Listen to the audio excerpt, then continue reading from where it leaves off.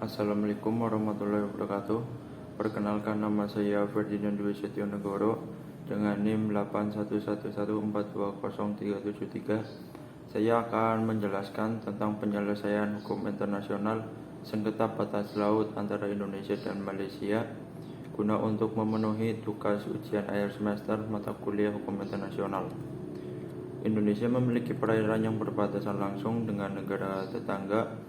Ada beberapa negara yang perairannya berbatasan langsung dengan perairan Indonesia, yaitu Malaysia, Singapura, Thailand, Vietnam, Papua Nugini, Australia, Palau, dan Timor Leste. Dengan adanya perbatasan langsung antara perairan Indonesia dengan perairan negara-negara tersebut, berpotensi menimbulkan konflik, dan dikatakan saat ini sekitar 12 pulau wilayah Indonesia yang memiliki masalah perbatasan. Persoalan lainnya, Pulau Pasir dideklarasikan oleh Australia sebagai miliknya.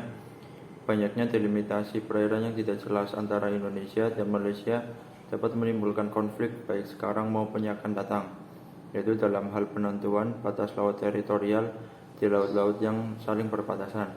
Contoh berada di Selat Malaka, di Selat Karimata, dan di Selat Makassar. Batas yang tidak jelas ini dapat menimbulkan potensi ketidakjelasan.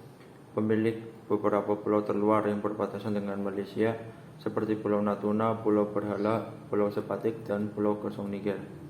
Jadi sampai saat ini pengaturan mengenai batas laut belum lengkap antara Indonesia dan Malaysia, sehingga menimbulkan konflik yang sulit diselesaikan, seperti saat sekarang yang sedang disengketakan, yaitu Blok Ambalat yang luasnya hampir sama dengan luas provinsi Jawa Barat, di mana Indonesia dan Malaysia sama-sama mengklaim atas kepemilikan Blok Ambalat tersebut.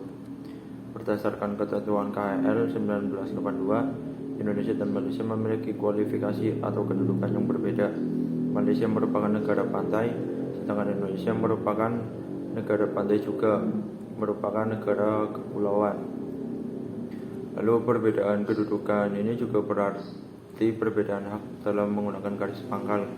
Negara pantai biasa dalam delimitasi negara lautnya menggunakan garis pangkal normal, atau jika garis pangkal normal tidak dapat digunakan karena kondisi pantai yang menjorok atau kondisi lain yang dibenarkan dalam KHL 1982 boleh menggunakan garis pangkal lurus.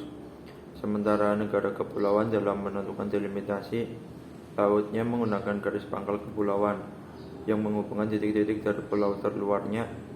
Tindakan Malaysia yang menggunakan peta tahun 1979 dalam menentukan batas lautnya sangat merugikan negara-negara tetangga, misalnya Indonesia dalam contoh kasus Pulau Sipadan dan Likitan, di mana Mahkamah Internasional pada 17 Desember 2002 dengan perbandingan 16-1 telah memberikan kedaulatan atas Pulau Sipadan dan Likitan kepada Malaysia.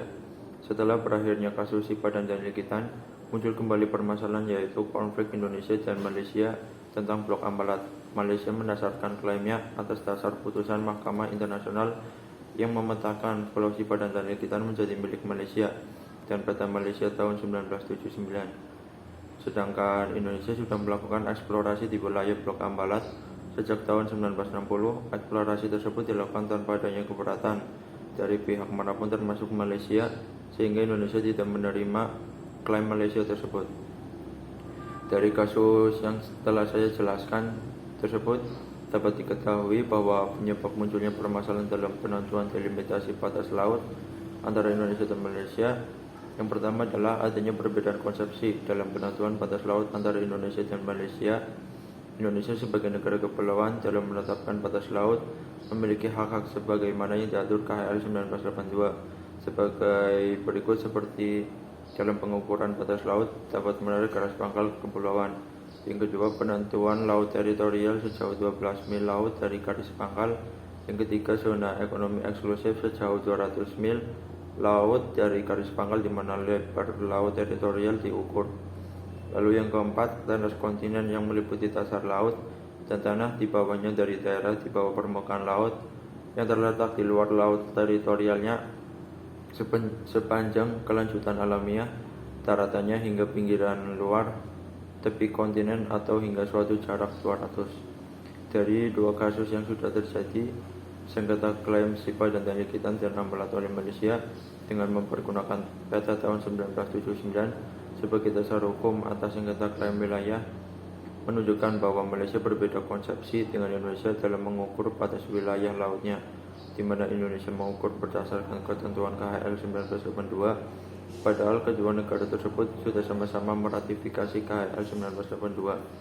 Lalu penyebab yang kedua adalah inkonsistensi Malaysia terhadap aturan KHL 1982, yaitu sudah menjadi suatu konsekuensi bahwa negara yang meratifikasi KHL harus melaksanakan dan menetapkan aturan-aturannya.